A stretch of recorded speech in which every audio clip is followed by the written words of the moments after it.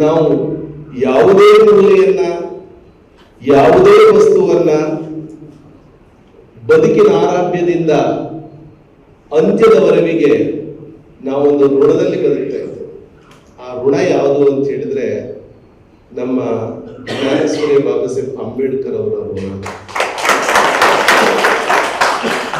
ಆ ಋಣ ಎಲ್ಲೆಲ್ಲಿವರೆಗಿದೆ ಅಂತ ಹೇಳಿದ್ರೆ ನೋಡಿ, ವೇದಿಕೆಯಲ್ಲಿ ಇಷ್ಟು ಗಣ್ಯಮಾನ್ಯರು ಆಸೀನರಾಗಿರ್ತಕ್ಕಂಥ ನೀವು, ನಿಮ್ಮಗಳ ಮತ್ತು ನಮ್ಮಗಳ ನಡುವಿನ ಈ ಸಂವಹನ, ಕಮ್ಯುನಿಕೇಶನ್ ಅಥವಾ ಒಂದು ಜ್ಞಾನ ಅಥವಾ ನಮ್ಮಲ್ಲಿರ್ತಕ್ಕಂಥದ್ದನ್ನ ನಿಮಗೆ ಹೇಳುವ ತವಕ, ಹಂಬಲ ಇದೆಯಲ್ಲ, ಅದಕ್ಕೆ ಕಾರಣ ಏನು ಅಂತ ಹೇಳಿದ್ರೆ ಅದು ಬಾಬಾ ಸಾಹೇಬ್ ಅಂಬೇಡ್ಕರ್ ಅವರೇ ನಮ್ಮಲ್ಲಿ ಪ್ರವಹಿಸಿ ಮಾತನಾಡಿಸ್ತಾ ಇದ್ದಾರೆ ಅಂತ ನಾವು ಅದ್ರ ಭಾವಿಸ್ಕೊಂಡ್ವಿ.